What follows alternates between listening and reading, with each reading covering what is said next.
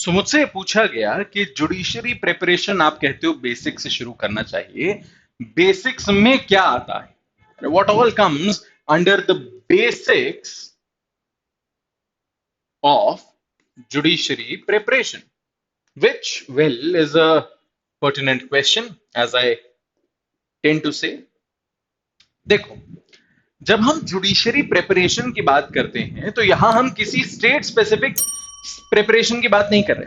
Correct, हम ये नहीं कह रहे कि भाई एमपी की तैयारी करनी है तो ऐसे करो, यूपी की करनी है तो वैसे करो। उसके लिए we have separate dedicated videos. We have videos कि इसकी तैयारी कैसे करना है, वी हैव वीडियोस कि इसको फर्स्ट अटेम्प्ट में कैसे करना है, we have videos about their syllabus, about rapid revision and what not. But we are talking about the very basics of judiciary preparation. And when we speak of judiciary preparation as a whole, it covers all states. It does not matter whether or not there is a language difference. आप चाहे इन 10 Hindi speaking states की बात कर लो, आप चाहो तो कश्मीर या north east या फार साउथ या इन सब किसी भी स्टेट की बात कर लो, आप चाहो तो ऊपर नॉर्थ वेस्ट या वेस्ट जब हम बहुत ज्यादा जाते हैं वहां की आप बात कर लो। कहीं पर भी जहां हिंदी या हिंदी के अलावा कोई भी भाषा आ रही, कोई फर्क नहीं पड़ता। जुडिशरी प्रिपरेशन के जो बेसिक्स हैं वो यही रहते हैं। क्या है ये बेसिक्स, आओ देखें। देखो, सबसे पहले इस चीज को समझो कि हर स्टेट में एग्जामिनेशन 3 ही चरण में होता है। There are only and only 3 stages. आप किसी भी स्टेट को उठा करके देख लीजिए, ये 3 स्टेजेस हैं, प्रीलिम्स, मेंस एंड इंटरव्यू। हर स्टेट में अगेन जो प्रीलिम्स एग्जामिनेशन है वो सिर्फ और सिर्फ एक क्वालिफाइंग एग्जामिनेशन होता है। यानी ये एग्जामिनेशन सिर्फ क्लियर करना है, इसका मेरिट पर कोई योगदान नहीं रहता। बाकी सभी हर स्टेट में मेंस और इंटरव्यू के नंबर जोड़ करके फाइनल की एक मेरिट लिस्ट बनती है, जिसके बेसिस पर फाइनल सिलेक्शंस होते हैं। फेयर इनफ, ये होता है जनरल हिसाब। अब कई स्टेट्स में ऐसा होता है कि इंटरव्यू में एक मिनिमम क्वालिफाइंग मार्क्स आपके लिए लाना जरूरी है। कई जगहों पर ऐसा नहीं होता है। कई जगहों पर इन दोनों के मार्क्स को जब मिलाया जाता है तब मेंस में कई सारे टाइप के पेपर्स होते हैं। Paper 1, paper 2, paper 3, paper 4, paper 5 तक भी होता है। और कई जगहों पर लॉ पूछा ही नहीं, सिर्फ और सिर्फ आपसे पूछ लिया गया जजमेंट राइटिंग एंड ट्रांसलेशन। कई स्टेट्स ऐसे भी हैं जहां पर आपको ऑप्शंस दिए जाते हैं मेंस में कि आप इन सब्जेक्ट्स में से चुन सकते हो कि आपको किसका पेपर देना है। फॉर एग्जाम्पल, आप ये वेस्ट बंगाल में कर सकते हो, आप ये बिहार में कर सकते हो। बहुत सारे ऐसे स्टेट्स हैं जो आपको ऑप्शन देते हैं। कई स्टेट्स ऐसे हैं जहां बहुत सब्सटैंशियल लॉज पूछे ही नहीं जा रहे, ना प्रीलिम्स में ना मेंस में। And now this is where it gets confusing. और इसलिए इन सारे स्टेट्स के सेपरेट वीडियोस का होना अपने आप में जरूरी हो जाता है। बट देन अगेन, हम यहां पर सिर्फ और सिर्फ बेसिक्स पे स्टिक करेंगे। बेसिक्स में हमने देखा 3 stages, prelims, mains and interview. Prelims is a mere qualifying examination. Mains और इंटरव्यू के जो मार्क्स हैं वो जुड़ करके फाइनल मेरिट लिस्ट बनाते हैं। अब देखो, मेंस में क्या होगा। मेंस में आपके आएंगे सब्जेक्टिव क्वेश्चंस। सब्जेक्टिव यानी कि रिटन टाइप, हाथ से लिखने वाले। प्रीलिम्स में ज्यादातर ऑब्जेक्टिव ही क्वेश्चंस होते हैं। आप या तो गोला भरते हैं या कंप्यूटर बेस्ड टेस्ट होता है, आप उस पर क्लिक करते हैं सही आंसर को। ये 2 तरीके से आपका प्रीलिम्स कंडक्ट होता है।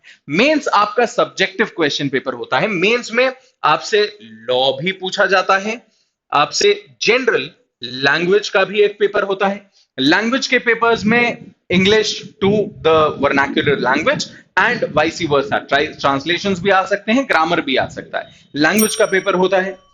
जजमेंट राइटिंग का पेपर हो सकता है या हो सकता है उसी में सम्मिलित हो। ट्रांसलेशन मैंने बता ही दिया। एक सेकेंड, जनरल नॉलेज या जनरल स्टडीज का एक पार्ट इसमें सम्मिलित हो सकता है। लैंग्वेज में ही एसेज को भी जोड़ लीजिए। एंड दिस इज मोटा मोटा स्ट्रक्चर कि ये पेपर्स में आता है। प्रिपरेशन कैसे करना है अभी उस पर भी चलेंगे। Then finally an interview happens. Interview की जहां तक बात है ना, interview is less about your knowledge of law. Knowledge of law test किया ना, प्रीलिम्स में भी टेस्ट किया, मेंस में भी टेस्ट किया, उसका उतना इनको दे आर नॉट सीकिंग कि आप कितना रट सकते हो, कितने टाइम तक रटे रह सकते हो। Interview is about your test of knowledge, don't get me wrong, ऐसा नहीं है कि उसकी zero value, it has value, but mostly it is a test of your personality, it is a test of your presence of mind, it is the test कि आप pressure कितना कैसे handle कर सकते हो, how do you respond to situation, how do you respond to confusions. आपने बोला इसका इंटरप्रिटेशन ये है, सामने से आया कि नहीं ये तो है ही नहीं, how do you respond to that? Are you able to communicate properly? Are you able to understand the situation? Are you able to read between the lines? Are you able to keep your composure? That is what is being tested in the interview. Interview में इन्हीं चीजों को तो देखा जाता है। Language, sorry, knowledge of law तो अपनी जगह है ही। नाउ मूविंग फर्दर, बेसिक्स की अब हम जब बात करें तो आपके पास बेसिक्स में होनी चाहिए कुछ बुक्स, और बुक्स में सबसे बेसिक होती है आपकी बेयर एक्ट। बेयर एक्ट साधारणतः मैं लोगों से कहता हूं कि डिगलॉट एडिशन की लीजिए। डिगलॉट एडिशन यानी कि वो एडिशन जिसमें एक साइड इंग्लिश में लिखा हो और दूसरी साइड आपकी वर्नाक्युलर लैंग्वेज में हो, गुजराती हो सकती है, पंजाबी हो सकती है, हिंदी हो सकती है, जो भी है आप उसकी बेयर एक्ट खरीद लीजिए। अगर आप बेयर एक्ट नहीं खरीद सकते हैं, आपके आसपास कोई दुकानें नहीं है, या हो सकता है आपको ऐसा लगता है कि मैं अभी इस पर इतना इन्वेस्टमेंट नहीं करना चाहता, तो आपके पास ऑनलाइन बहुत सारे रिसोर्सेज अवेलेबल हैं जहां से आप इन बेयर एक्ट्स को फ्री ऑफ कॉस्ट डाउनलोड कर सकते हो, जिसमें से legislative.gov.in, indiacode.nic, toprankers.com and PRS Legislative Research जैसी बहुत सारी वेबसाइट्स हैं which offer free of cost the Bear Acts which can be downloaded from the website itself। आपको सिर्फ गूगल पर डालना है Bharatiya Nyaya Sanhita bare act top rankers, Bharatiya Nyaya Sanhita bare act PRS Legislative Research वगैरह वगैरह, and you will find out कि उसकी proper bare act PDF में आपको मिल गई। आप उसको डाउनलोड कर सकते हैं, प्रिंट निकालना हो प्रिंट निकाल सकते हैं, and if you are an e reader all the more good for you, right. So आप उसका इस्तेमाल कर सकते हैं। Now when you have bare acts, the second kind of books that you must have is practice books. Now practice के लिए भी again, although practice के लिए मैं बहुत हाईली रेकमेंड करूंगा कि आप बुक परचेज कर लें, राइट, क्योंकि ऑनलाइन प्रैक्टिस, जितना मेरा अनुभव रहा है बहुत सारे बच्चों के साथ, online system can get a little bit distracting. जैसे ही आप उस पर थोड़ा सा प्रैक्टिस में ऐसा लगा कि यार फंस गए, आप तुरंत वहां से स्विच कर सकते हो, जबकि किताब के साथ ऐसा होने की संभावना थोड़ी कम होती है। ऐसा नहीं कहूंगा कि संभावना ही नहीं होती, पर थोड़ी कम होती है। तो किताब अगर हाथ में हो ज्यादा बेहतर। कौन सी खरीदना है पूरा आपका डिसीजन। एक बात बताऊं, and this is a secret which a lot of people are not going to tell you। Judiciary की प्रिपरेशन में ना अच्छी किताब बुरी किताब जैसी चीजें बहुत कम होती हैं। कहने का मतलब, वो किताब जो आपको बात समझा सकती है, वो किताब जिससे आपको समझ में आ रहा है और फैक्चुअली सही है, वो किताब अच्छी है। कोई फर्क नहीं पड़ता वो ऑथर बड़ा है, छोटा है, कहीं का रिनाउंड है, नहीं है, it does not matter. Judiciary में वो बुक्स आपको प्रेफर करनी है जो आपके बजट में हो, आपको समझ में आ रही हो, और अंदर लिखी हुई चीजें सही हो। अगर ये 3 क्राइटेरिया फिट हो रहे हैं तो ऑथर के बारे में मत सोचो। कोई आपको बोलेगा फलाने ऑथर की किताब खरीद लो, आपने जाकर के देखा 3000 की किताब है, क्यों खरीदना? You are not getting into research. You are preparing for an examination. Prepare accordingly.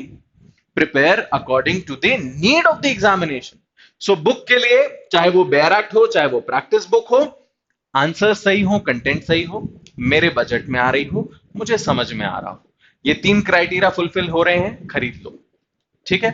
और खरीद नहीं पा रहे हो तो किसी सीनियर से ले लो, सीनियर से, भैया दीदी से। आजकल ये कल्चर बड़ा कम सा हो गया है, लोग किताबें बोरो नहीं करना चाहते, वो सोचते हैं हम खुद खरीद लेंगे। ले लो ना, कोई मना नहीं करता, उनके किसी काम की नहीं है। जो जज बन गए, या जिन्होंने तैयारी छोड़ दी, उनके काम की ये किताबें अब नहीं है।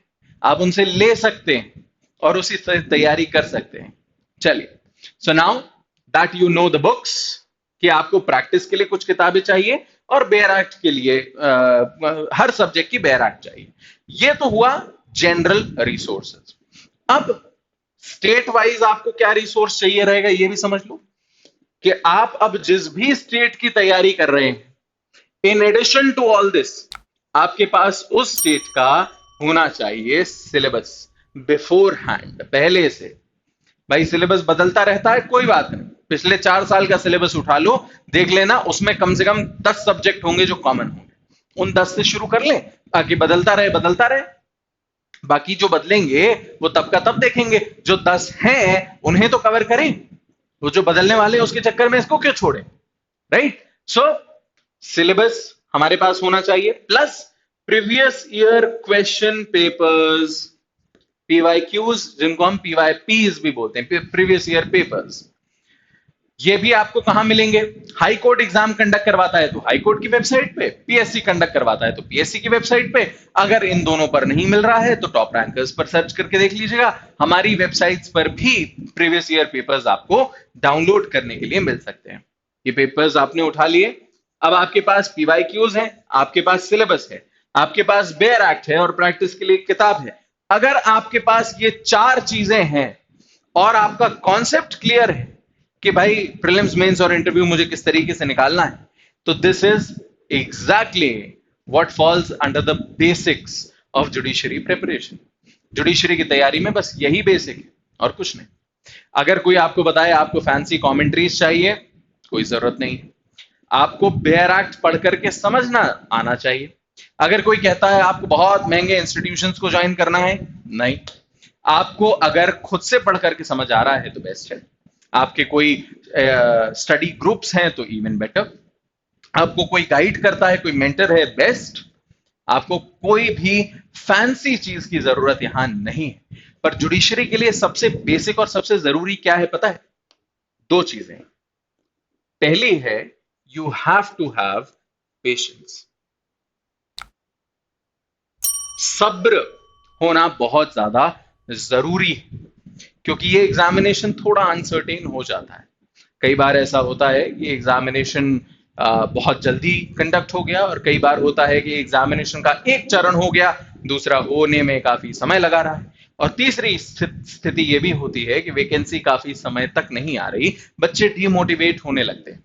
Patience is what is required, and साथ ही साथ what you need is a drive, is a thought, is a clarity of mind कि भाई मुझे ये पोजीशन चाहिए। क्यों चाहिए? वो थॉट मेरे दिमाग में क्लियर होना चाहिए, क्योंकि अगर वो थॉट है तो ही इस पूरी जर्नी से मैं इजीली निकल पाऊंगा, वरना ये मुझे बहुत दिक्कत देने वाली है। तो ये वीडियो मोस्टली उन लोगों के लिए है जो अपनी तैयारी अब शुरू करने वाले हैं। जो शुरू कर चुके हैं उन्हें ये सारी बातें पता है, आपको मालूम है प्रिपरेशन किस तरीके से होनी है। बट क्योंकि अभी रिसेंटली हमें ये देखने को आया है कि ज्यादातर बच्चे जो हमारे इस चैनल को देख रहे हैं, बहुत सारे बच्चे जो हमारे इस चैनल को देख रहे हैं, वो अब अपनी तैयारी शुरू करने वाले हैं, तो उनके लिए ये बेसिक्स पता होना बहुत जरूरी है।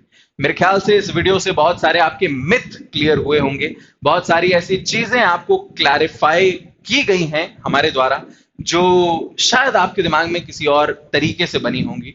हो सकता है ये एग्जाम जितना बड़ा आपको हवा लग रहा था उतना बड़ा अब ना लग रहा हो, और यही मेरी कोशिश थी।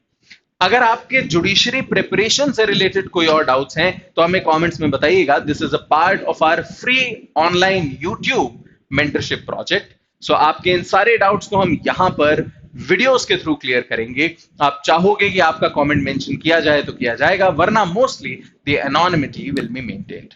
Thank you so much. आपको जो भी डाउट्स हैं, do let us know in the comments. Share this with all those who may need it. Bye bye.